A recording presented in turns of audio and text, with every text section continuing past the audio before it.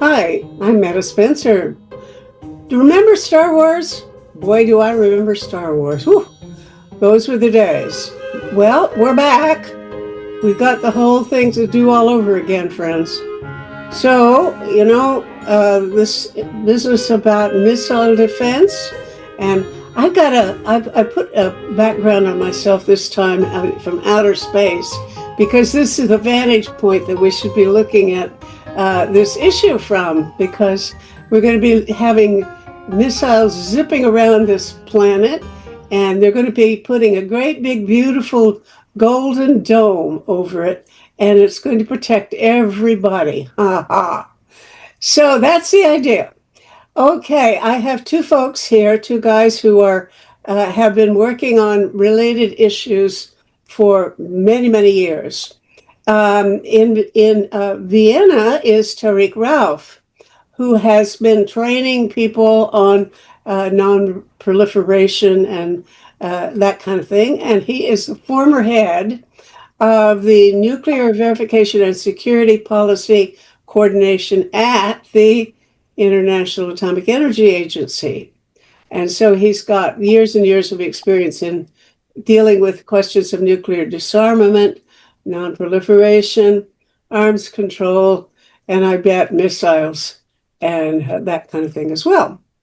Now, we're going to be having a conversation with somebody who these two guys have never met before, and they're going to get acquainted. In Kentucky is Ernest Iannarella, who is a retired professor of political science at the University of Kentucky. And for several decades, he had served as the associate director of the Center for Sustainable Cities. So he's got expertise in areas having to do with environment. And I think the thing that's most notable in this connection is that he wrote a book called The Missile Defense Controversy several years ago. And of course, that was mostly about the Star Wars and things that grew out of Star Wars. But it's suddenly back relevant again. And he just did an article for us in the current issue of Peace Magazine. So, hello, Ernie. Iannarella. I'm going to ask Tariq, if you will, to start us off. And I'm going to be quiet and listen as you give us kind of a history of how we got into what I consider a big pickle. Thank you very much for organizing this, and very nice to meet you over the internet. I would give a very short sort of a capsule history, and also do it in a way, Meta, that I was sort of directed to Canadian parliamentarians in a way to enable them to make a more informed decision when this issue, or if this issue, comes up before Parliament and the parliamentary committees. So what I normally do when I talk to students and others in this business is to roll back to where this whole thing started. And we really need to go back to the Second World War, where we had this concept of strategic bombing of cities. So we had cities in Germany, Hamburg, Dresden, and others that were firebombed. Tokyo was firebombed, and eventually Hiroshima and Nagasaki, unfortunately, were bombed using nuclear weapons. Tariq, excuse me, but isn't that a war crime? You're not supposed to do that, right? And we did it. Yes. So just before the First World War, there was an Italian theorist, a general called Giulio Douhet, Douhet, who published a seminal book called Command of the Air. And there he propagated the concept that in order to defeat the enemy, one needed to defeat the enemy not only on the battlefield, but one needed to break the morale of the citizenry of the city, of the state, to defeat this. And therefore, he said there are no innocent civilians. Because when two countries are warring, he argued that the civilians provide the food, they provide the medical services, they look after the injured soldiers, they provide the wherewithal for their country to fight, and therefore all are legitimate targets. So this was put into effect during the Second World War by the commander of the Royal Air Force, Sir Arthur Harris. His nickname was Bomber Harris, and his counterpart in the U.S. was U.S. Air Force General Curtis LeMay. And his meme was bombs away. So between these two commanders of the two air forces of the United Kingdom and the United States, they went back to that concept of Dewey, that not only must we defeat the Nazi armies on the ground, but we need to inflict pain on the society of Germany in order to break their will. In effect, unfortunately, the same thing is happening in Gaza now, with the way in which the poor Gazans are being attacked by Israel. So they started the firebombing of the cities in Germany, which did not break the will of the Germans to fight. It was actually counterproductive. The single most destructive air raid in history is the firebombing of Tokyo, because in those days, you know, the Japanese lived in wooden houses. So the city burned for 3 whole days. Hundreds of bombers were used. Thousands of tons of explosives were dropped over days, continuous bombing. And in contrast, over Hiroshima and Nagasaki, you only had one bomber dropping one bomb to achieve the same effect. And then later during the Korean War, General Curtis LeMay said that he had bombed and killed nearly 1 out of every 5 North Koreans. And he repeated this argumentation of General Dewey that there are no innocent civilians. So the reason why I'm going back here is the concept of strategic bombing. Mm-hmm. And then after the Second World War, when the United States had the monopoly, it was afraid of Soviet bombers coming over the North Pole to attack North America. And so that's the beginnings of continental air defense. So we had the Defense Early Warning line, string of radars up in the Canadian North, which was later replaced by the North Warning System. And at that time, the United States constantly had bombers with nuclear weapons on board in the air, so that in case the Russians or the Soviet Union launched a disarming strike, these bombers, which were already in the air, would go and strike targets in Russia and the Soviet Union in retaliation. And so that's why we have these old movies, Dr. Strangelove and so on. So then the US got a big shock in 1957 when the Russians launched the Sputnik. So for the US military, this was a second Pearl Harbor moment. So Pearl Harbor, the US had a strategic surprise. Part of the Pacific Fleet was sunk. And so although the Sputnik launch was not an attack, it changed the whole calculus.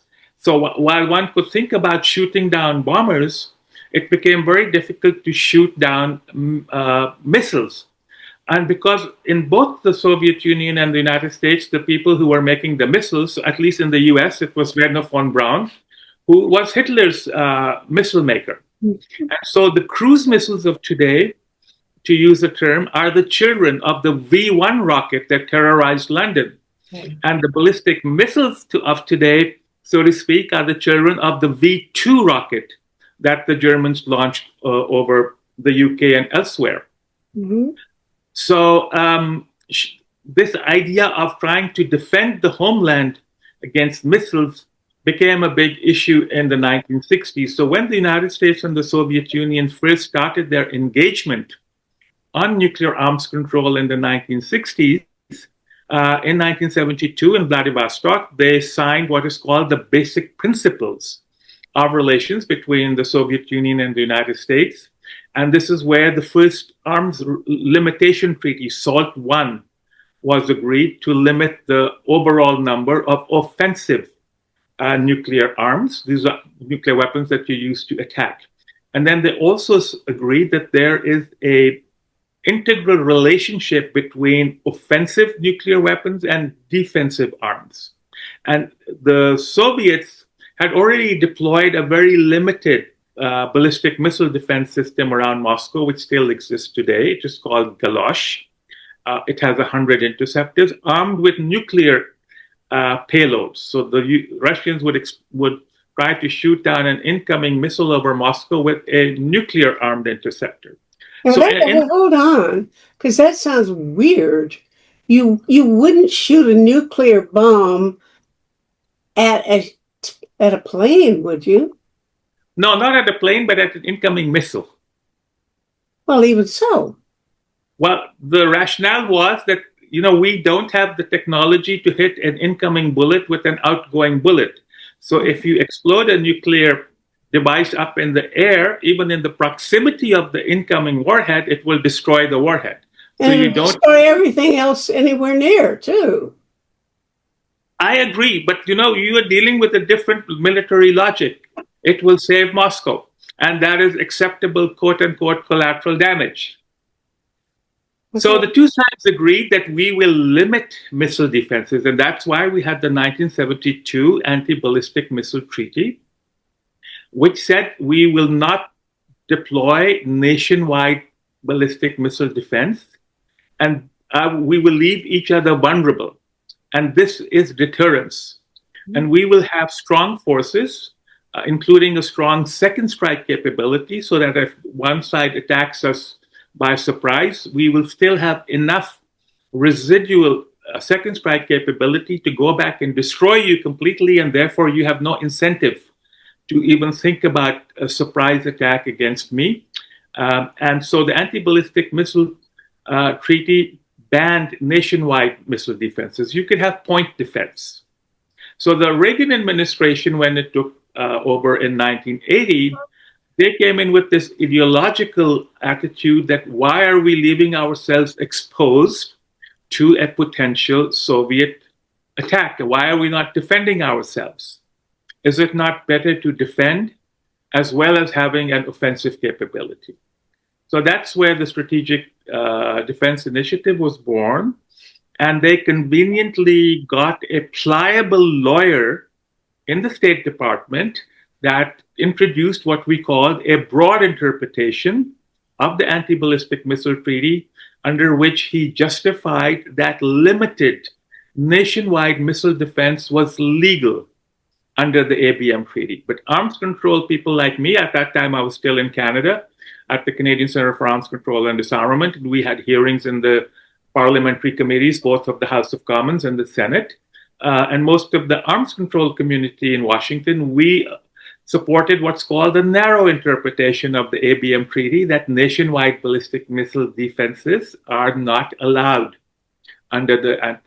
So the two sides sort of argued about it, and then they had the famous summit in Reykjavik, where both Gorbachev and Reagan, issued this famous statement that neither side should fight a conventional or nuclear war, neither side will seek military superiority over the other. And on this basis, we understand that a nuclear war cannot be fought and cannot be won and must never be fought. And so the SDI sort of didn't really progress very much. Then we had other administrations that agreed on the strategic arms reduction treaties, and they maintained this this position that we will not develop missile defenses. So then we fast forward to the first term of President Trump, and all these people from the Reagan time who were really disappointed that the Strategic Defense Initiative really was not put into operation, they all came out of the woodwork and started making these arguments, and that Russia is a bad actor, the president of Putin is a president of Russia is a bad actor, and so on. So we defend ourselves. And then when we fast forward to the current term, and the president in Washington realizes that he has only 4 years, and now only 3.5 years, and therefore he is trying to do things very, very fast. So he put in place the Golden Dome. He's given the Missile Defense Organization 60 days to come up with the architecture for the global for a Golden Dome system, and to proceed. So that's where we are. And so the argument is, one should not only shoot down the arrow, but one should also try to attack the archer. And so the Golden Missile Defense foresees hundreds of thousands of interceptors in space to try to shoot down ballistic missiles in the launch phase, and then to try to shoot them down in the mid-course phase, and then terminal defense to shoot them down in the final phase when they've re-entered the atmosphere and are streaming toward their targets. And so the U.S. has 44 interceptors deployed between Alaska and California, supposedly to shoot down any missile launches from North Korea.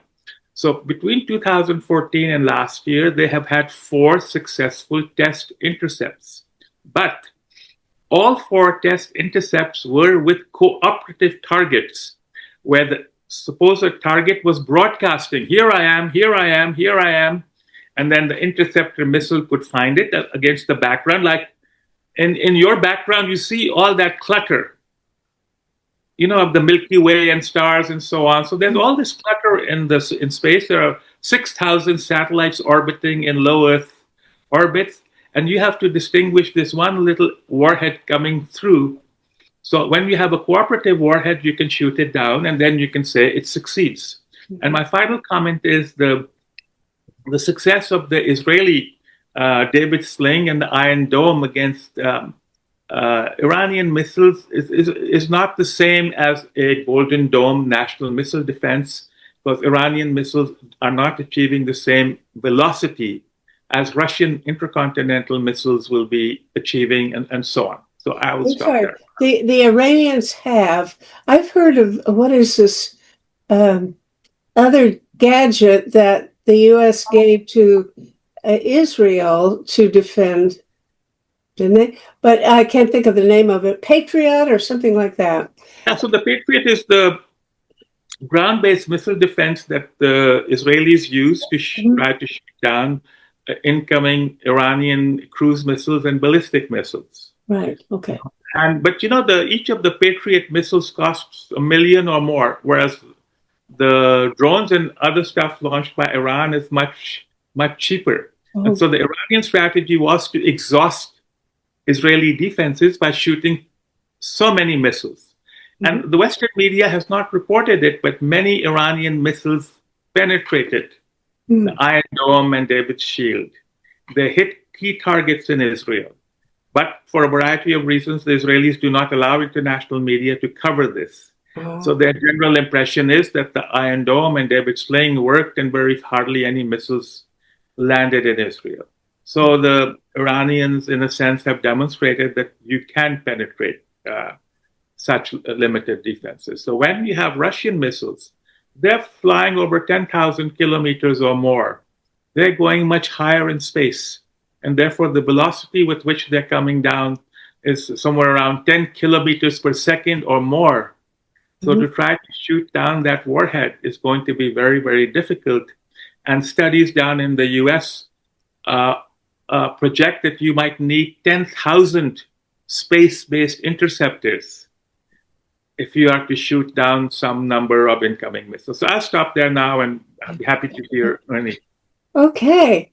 All right, Ernie. Yes. I appreciate this very masterful history that starts off with strategic bombing in World War I and emphasizes the offensive mindedness that has been an impetus to the politics of ABM.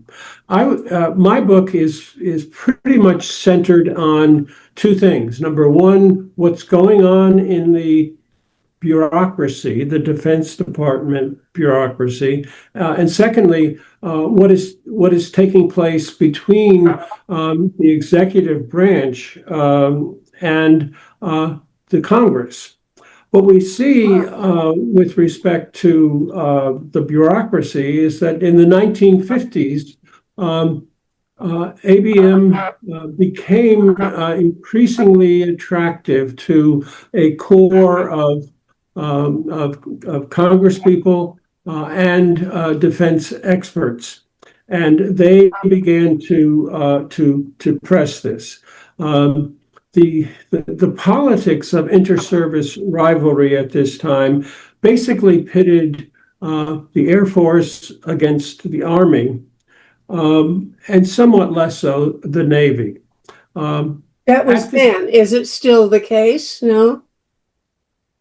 I'm sorry, is what's Are they no. still rivals? Or Well, obviously there is a inter-service competition that is a critical element of defense politics. But Robert McNamara saw it when he came into office as Secretary of Defense to muffle this and to really overcome the kind of bitter competition that was taking place. The Army was particularly worried about losing out on the highest status mission of New Look policy. And as a result, it began a number of developments in anti-ballistic missile efforts to attempt to gain a part of that highest status goal of strategic nuclear offensive power. They wanted to wean this away from the Air Force, which was seen as the logical service to not only engage in offensive technology, but also defensive technology, since there was that coupling between the Air Force and strategic air power. When McNamara came into office, he took advantage of a number of the steps that had been already taken by his predecessor, Secretary of Defense Neil McElroy, to try to stymie such inter-service rivalry. And when McNamara became Secretary of Defense, he engaged in what's been called the two revolutions in defense planning and defense decision making.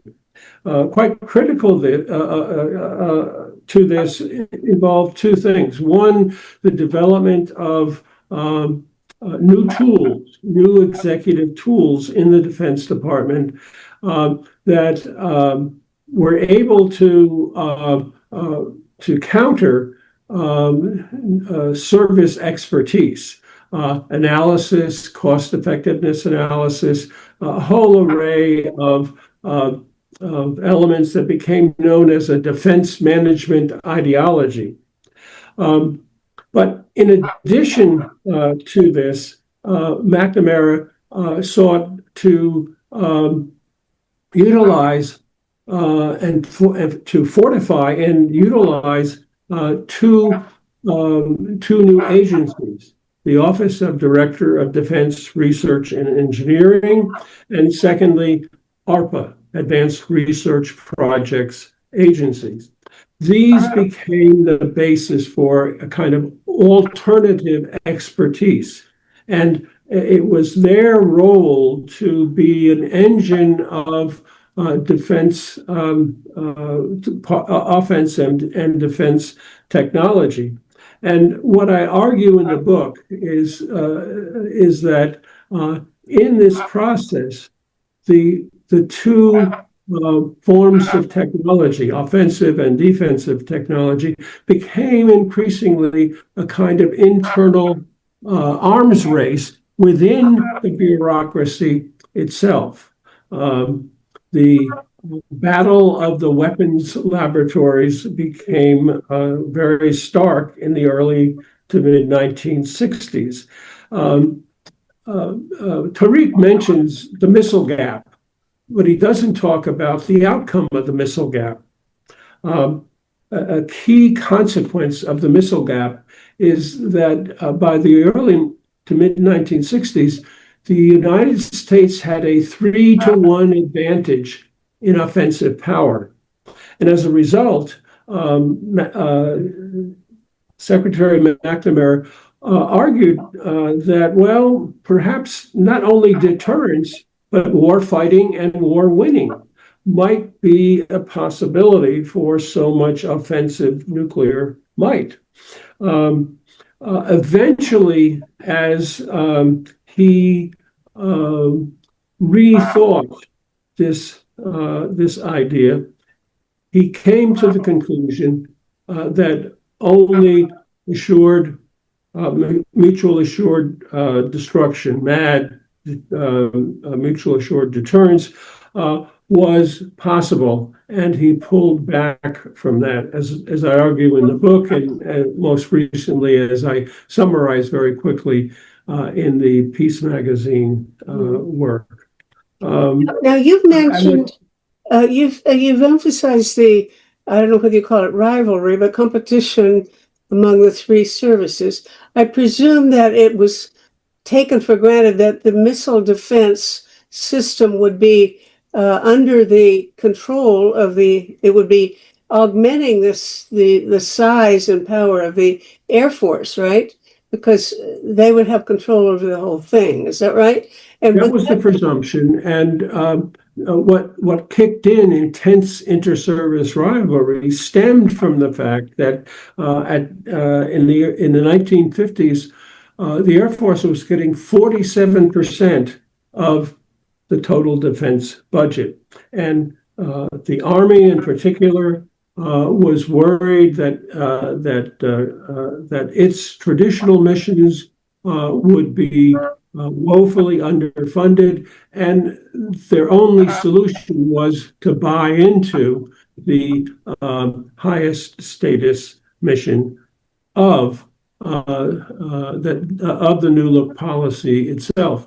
The Navy has tended to be a more satisfied service. It tends to in the 50s it tended to play off the Air Force against the Army, sometimes being an ally of the Army, sometimes being an ally of the Air Force, and its success in gaining a part of the highest strategic mission was, of course, nuclear submarines. And they have tended to be a very happy service as a result. Now, I would question Tariq's loss on what happened after SALT I. As I demonstrate in the book, there continued to be real interest in ABM. George Bush, George H.W. Bush, George the father, had a keen interest in what was called brilliant pebbles, populating outer space with these pebbles that could intercept nuclear missiles as they were launched and got to a midpoint. The problem with that, of course, was that the pebbles turned into huge boulders as the technology was tended to become mature. And then his son was also interested in missile defense. Now, what this demonstrates is, yes, as Tariq points out, Ronald Reagan was the impetus to this renewed interest. But there were international and domestic issues that ultimately thwarted Star Wars and forced subsequent efforts up to Donald Trump to think small, think thin when considering missile defense. Well, I guess that's the point to turn to now is this transition from 30 years ago to today. Have they been improving the thing? my sense was that a lot of people said this thing wouldn't work anyway. In those days, you had pretty good evidence that it wouldn't work. Although I have to say, Tariq really surprised me about saying they were going to shoot missiles down with nuclear things, because I wonder if I ever knew that, because I certainly don't remember it. And I'm sure that's they wouldn't the still be Russian talking that way, would they? They wouldn't be doing that way now, right? No, it's still there. The Russian system is still there with nuclear-armed warheads to shoot down incoming weapons. So this book out there, way out in the blue, talks about, by Ernest Fitzgerald, gives the history how Ronald Reagan was seduced by this concept of defense. And Brilliant Pebbles actually was an SDI concept. It wasn't really a George H.W. Bush thing. All of these things, Brilliant Pebbles, Space-Based Laser, Space-Based Laser, and so on, all were part of the original SDI package during Reagan's term. And there was residual funding that continued. Once these big programs get funded in the US, the defense contractors are very adept at spreading around the loot in the various states. So even if an individual congressman or senator is against the overall project, they are very resistant to shutting down anything that brings jobs into their particular state.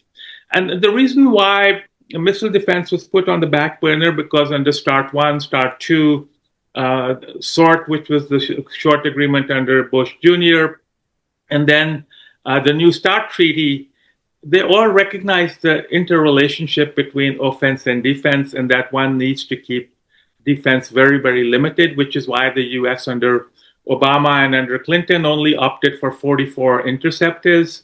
And to reassure the Russians, in order to prevent the Russians from a massive buildup to overcome potential American defenses.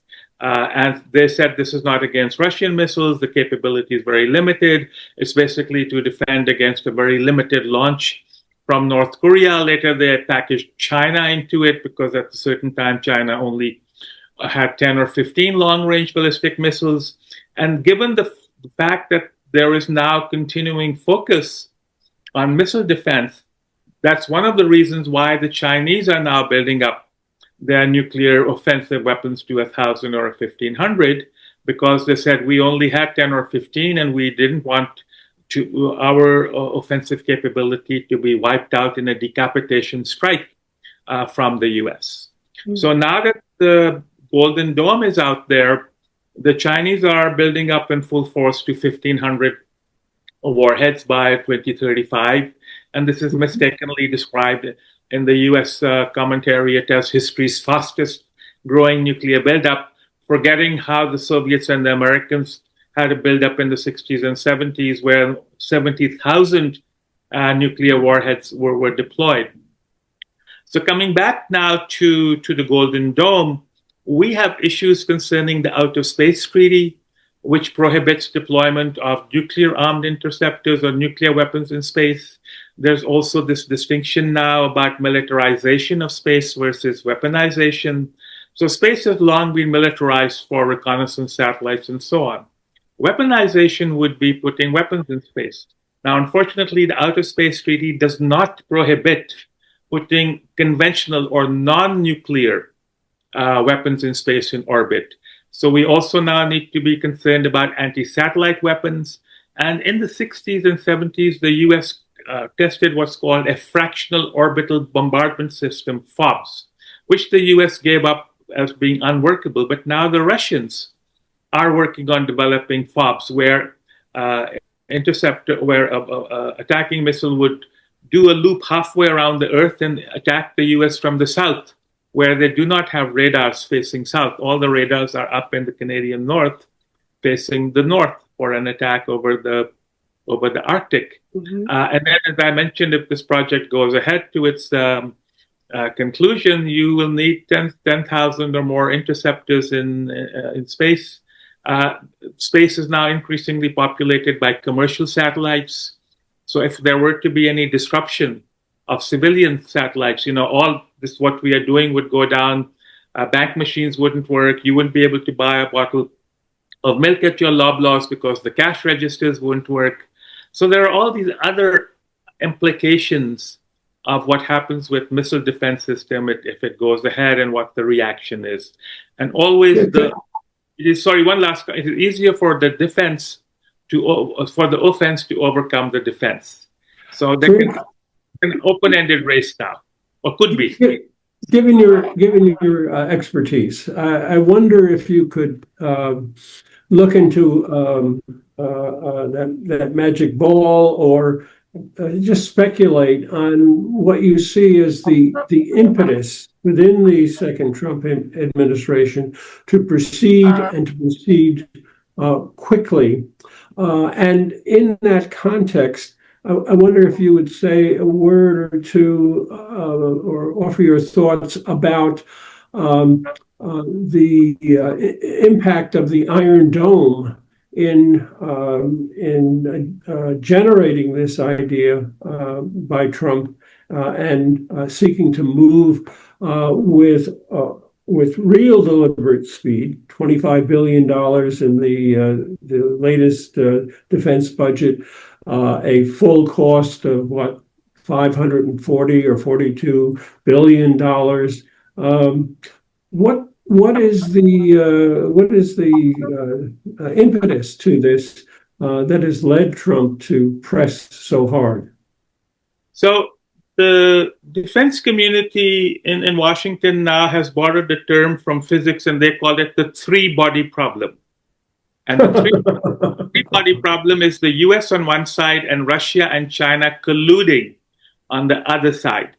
And that therefore the US needs to take into account the combined nuclear offensive capability of China and Russia. And then we cannot ignore the North Koreans, because the North Koreans might join the Russians and the Chinese. Now, in the time of McNamara, and then later on, the US community was quite satisfied that even under Obama, that the existing US arsenal of 1,550 deployed nuclear warheads, the amount under New START, is sufficient to deter not only the Russian Federation, but also China.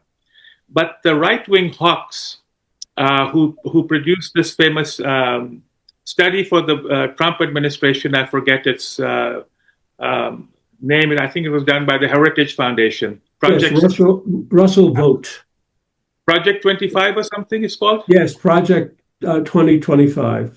Russell Vogt was the author. A lot of these ideas are coming from this Project 25 that, the US needs to build up more. The US arsenal is old. The Russians have modernized. The Chinese are building new, whereas the ICBMs in the fields in the US are old, and therefore we need a new ground-based missile. It's called the Sentinel. The US needs to reinvest in what the term is used, the nuclear enterprise. So we need new ballistic missile submarines. We have the new bomber, the B-21, and now the long-range cruise missile, which is nuclear armed. This is again, and also a sea-launched cruise missile, which is nuclear armed. Earlier, it was agreed that one shouldn't have sea-launched cruise missiles that are nuclear armed because they're destabilizing. So with the thinking along the lines of Project 25 and those who support it, this is coming from there. For we need a big military spend and just as we outspent the Soviet Union and led to its collapse in 1991, given the fact that the Russians are involved in this horrible war in Ukraine, we can bleed the Russians to collapse. And so the NATO countries here in this side of the Atlantic are arguing that we need to continue the war, the Ukraine war, until 2029, and that's when the Russian economy will collapse. So we need to keep on feeding Ukraine more and more weapons, and now it seems that the Trump administration has also bought into that logic. Then you bring in the missile defense thing and the reinvestment in the US triad. So the Golden Dome is part and parcel of that. And as I mentioned earlier, they are saying, well, see, the Iron Dome was quite successful. But as I also mentioned, the public reports do not give the true picture. The Iron Dome was routinely penetrated, and one cannot use that. And also the types of missiles that are in play are very different from the short-range or medium-range missiles of Iran versus the long-range missiles from the Russian Federation. Even the North Koreans can now deploy what are called decoys. So you would have to shoot down every incoming thing. Mhm. You don't know which one has a nuclear warhead in it and which one is a decoy. Although at the time of the Strategic Defense Initiative, some people argued there are different ways of quote unquote illuminating the target to figure out which is a decoy and which is actually carrying a real weapon. But the decision time is really compacted.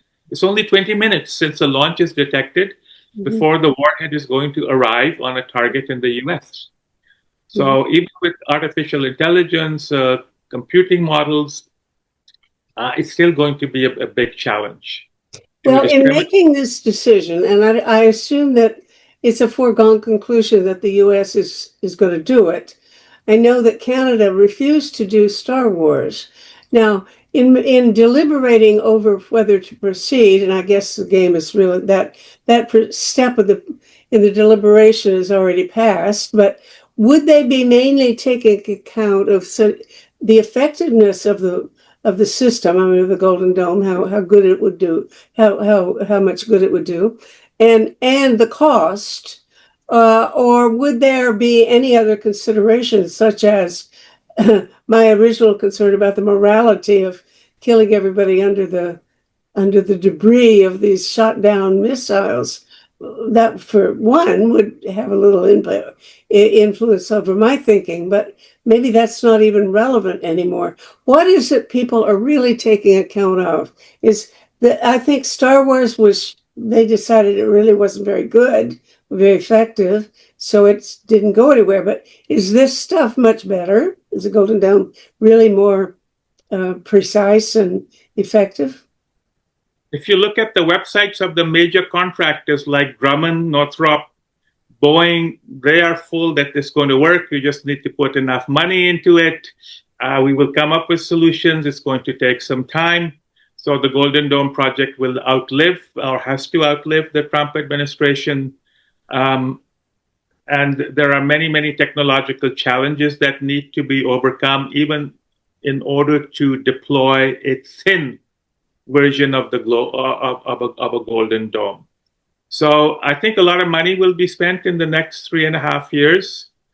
We don't know what happens in the next administration in the US. I personally don't think that the Golden Dome is going to survive in the way it's being portrayed now. Some elements might survive, which may have other implications in other areas, so sort of quote unquote spin-offs that might be useful for other military applications. But there is increasing concern. And also, people are forgetting that under the Outer Space Treaty, it says that that space belongs to all nations in the world. It is not limited to those that are quote unquote spacefaring nations. And so this morality part is coming up not so much in terms of killing people, but the morality of a certain number of countries dominating space and trying to control it. So countries that have already demonstrated a capability to shoot down satellites are the United States, Russia, China, and India, 4 of them. All of them have created a lot of space debris, which is a safety issue for many civilian satellites. So as space becomes more populated, and entities like SpaceLink are putting up more and more microsatellites. The SpaceLink has already launched about 9,000 satellites, and many more thousands are projected for the future. So we need to look at space getting crowded with civilian uses, and how does the military impact on civilian use figure in this equation? And then if one country wants to do the Golden Dome, what is the impact on others trying to do the same? And one way to neutralize the Golden Dome is to try to attack the interceptors of the Golden Dome. Mm-hmm. So then we are, back into a cat and mouse game. Mm-hmm. Well, I guess I would expect that international law, what you've been talking about just now, would be the kind of thing that people would talk about with regard to trying to create international law that would regulate the thing or block it. And my impression is that doesn't have much weight anymore, that any country that wants to do do something. If it can, it's going to do it. So there are competing proposals. So from the Western countries, they want the Russians and Chinese to reaffirm the Outer Space Treaty, not to put any nuclear weapons in space. The US believes that if they have intelligence information suggesting that Russia is preparing to put up a satellite that has a nuclear warhead of some sort to shoot down incoming missiles. So that would be a violation of the Outer Space Treaty. So the Chinese and the Russians have come back and said, yep, but we would like no weapons in space. Not only nuclear, but also no conventional weapons in space, like brilliant pebbles or space-based laser, or a shoot down from space to space or space to Earth, a shoot down capability. But the Western countries have rejected that because they want to keep open the option of something along the lines of the Golden Dome. And so the EU has proposed confidence building measures and transparency measures, which are voluntary. Mm-hmm. And so these are the three positions being argued in Geneva in the committee, in the disarmament committee. And in Vienna is the committee on the peaceful uses of outer space, which is also struggling with these new challenges. So there are two parts. So the arms control element of space is discussed in Geneva, and then the peaceful uses, which have nothing to do with military uses, civilian satellites, how to allot orbits to countries or entities that want to put satellites in orbit is done here in Vienna. So there needs to be some interaction between these two communities at some point in the future, and nobody at the moment is proposing it. And we need to wait for this Ukraine war to wind down, for some coming back to the table of Russia, the Western countries, and China. At the moment, nothing is happening. Whatever we have, we are on the verge of losing it, and the New START will expire on the 5th of February next year, and then we will be in an open-ended arms race. You know, Canada refused to be in Star Wars, and I just wonder, sounds as if Carney is much more open to, if not already agreeing, to be part of this new system, this Golden Dome thing. So what we agreed under Mulroney was that Canada officially would not be part of Star Wars, but Canada wanted to bid for certain technological aspects of it, side deals. So the Americans said, if you want to get the contracts for building certain components of Star Wars, you have to be a party to it. Now, the United Kingdom signed on to Star Wars, STI, hoping to get contracts. But the contracts they got had nothing to do with high technology. They got the very low technology contracts. So now there seems to be a sort of a revisit in Canada to that, or that, first of all, to say no to the current administration in Washington is going to play very badly. And the retaliation will be in many other areas. And already Canada is back to the wall on tariffs and so on.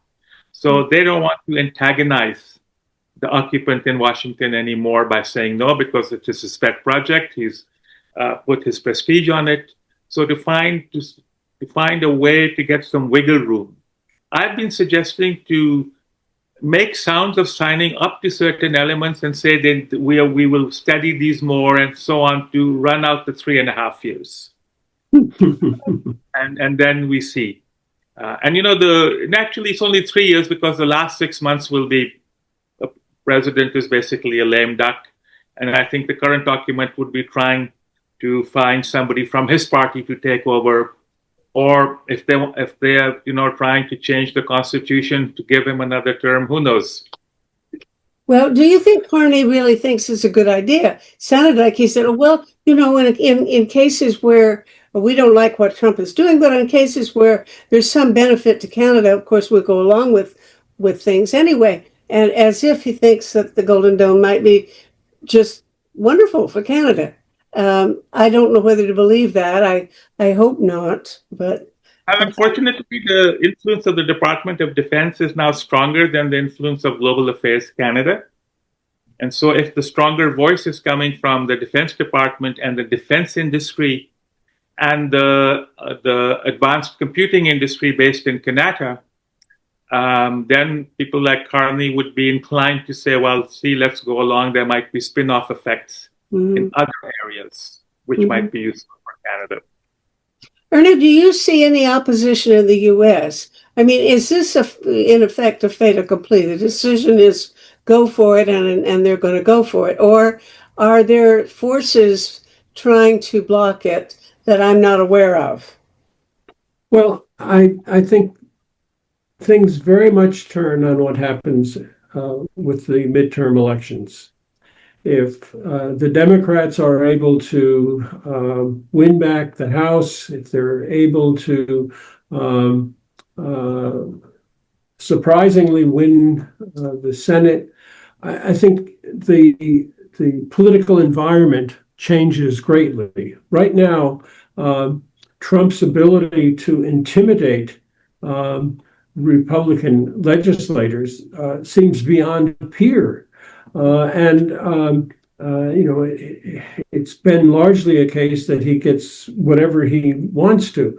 But, the purse strings are really in the hands of the House, and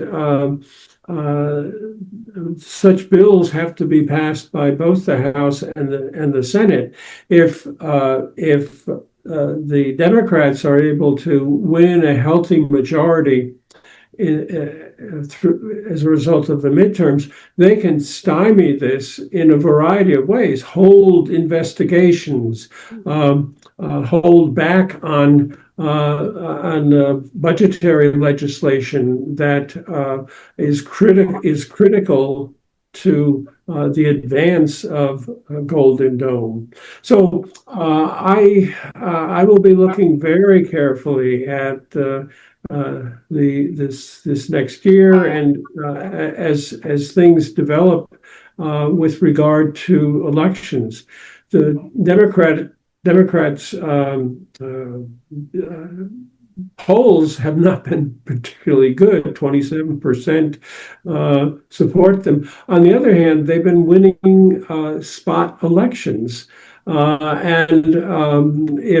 indeed it is the case that by late summer into early winter, inflation begins to burst, there's going to be hell to pay for a lot of Republicans for going along with Trump's glowing image of how tariffs and his other economic policies are providing plenty for Americans. And neither of you have even mentioned Europe.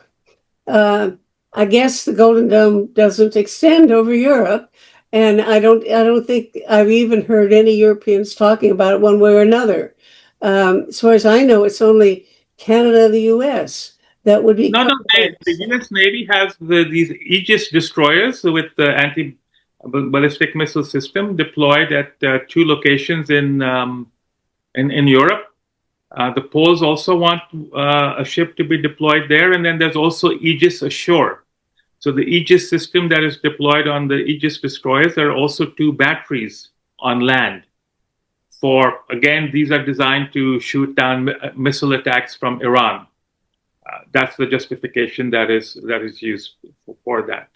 So the Poles want the U.S. to move the nuclear weapons from Germany to Poland that the U.S. has, or to add Poland to the countries where U.S. nuclear weapons are deployed in order to deter Russia. And then they want more of these Aegis ashore batteries deployed in countries in Europe to, quote unquote, defend against Iranian missiles. They're not talking about. Would that be called part of the Golden Dome? That these. No, the Golden Dome is only for the U.S. It's not worldwide. That's what I thought. So it's not. And do the Europeans have any opinion even about whether they want the U.S. to do this? I mean, I haven't heard any comments from Europe one way or another. Unfortunately, on nuclear arms control issues, they're completely supine. They don't want to say anything that will upset the occupant in Washington. They have other problems they want to deal with. So the Golden Dome and missile defense is not on that priority. That's why you hardly hear anyone talking about it. Mm-hmm. Mm. Okay. But I didn't get an answer whether or not there's any kind of organized opposition. I mean, there's no, I don't hear people even talking about it very much now. When I read the New York Times, for example, it's not like there are citizens assembly or civic organizations or NGOs getting together to organize opposition to the Golden Dome. I haven't seen. I mean, people at Stanford, at MIT, and elsewhere, the Arms Control Association, some others, some retired Air Force people are voicing their opposition. Even the Congressional Research Service, which is like the Library of Parliament in Canada, has produced a couple of short, brief issues for Congress, where, of course, they cannot take a position for or against the Golden Dome, but they have put out certain issues that need to be dealt with, which can, in a way, be taken as, unless you do this, that, or the other, Golden Dome will not work. And these are considerations to keep in mind about maintaining strategic stability with the Russians and the Chinese, and what will you do if the Russians and Chinese start building up more of their missiles? So the U.S., instead of solving its problems, is making its life worse if the Russians and Chinese have more warheads aimed at the U.S. than they have today. So that's the thing. Star Wars was only about the U.S. and Russia. I don't think anybody was afraid that China or Pakistan or anybody was going to do anything. But now with Korea and who knows what. Problem was still the same. The Soviets would build more weapons more warheads and missiles to attack the U.S. Mm-hmm. So the more the SDI was stood up, the more offensive weapons the Russians would build. So the more the Golden Dome is built up, the more the Russians and the China. I mean, North Korea, Iran, and Pakistan are not threats to the U.S. This is just done by people to scare people or to get money on the table. So the real competition is between these three. Okay. And my impression is this: it's very hard to get a broad public, a social movement galvanized around an issue that at this point is kind of below the radar. No pun intended, but it is. I mean, what's the focal concern? The focal concern is inflation. The focal concern has to do with issues of the Bill of Rights and how they're being badly abrogated through a whole variety of tactics by the second Trump administration. As I mentioned, there's $25 billion in this coming year's budget that came from the so-called big, beautiful bill and its passage. And it seems to me that it's going to take time for the grassroots to become galvanized. But look what happened with the Freeze movement. I mean, the Freeze movement emerged and played, I think, an important role in stymieing Star Wars. I think that the efforts before that got kind of dicey when people began to see that certain anti-ballistic missiles were going to be planted just around their neighborhood. So there has to be something an impetus. There has to be a catalyst to move people to organize and to press their resistance to these issues. It's certainly going to help if the midterm elections turn towards the Democrats. Hearings and so forth. These sorts of things get all too briefly dealt with on radio and TV, but they become if they become a kind of staple in newsworthy outlets, it is. I believe it's going to lead to a good deal of resistance, a good deal of opposition, because to me, and I think what we're seeing here in this podcast, is that there's not much good to flow from this because of the inherent problems that stem from the building of any kind of leak-proof or near perfect system. Well, I think we're united in our hope that the whole thing can be defeated, but I don't see a pathway. I'm glad you see the midterm elections. Tariq, we're about to finish. Do you have some? Why don't I give you the last word? I was just going to add, the U.S. has moved its nuclear weapons back to the United Kingdom. And very few people came out and protested in the UK. So people are now worried about other problems, particularly climate change, the economy in the US, about migration and the other issues that Ernie pointed out. Arms control is not on the radar. People are not concerned about it. Lack of public education. The media is not covering it. So we have an uphill task here to bring these issues. So I'm glad that you're doing this podcast and other podcasts like this. Well, let's push it around and see if we can get somebody interested in the topic. We got enough things that keep us awake, so it's kind of hard to promote the urgency of this one, I guess.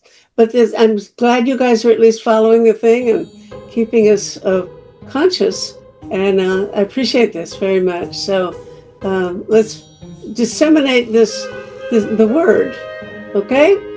Thanks a lot. All right. Thanks so much, Beta. Okay, bye.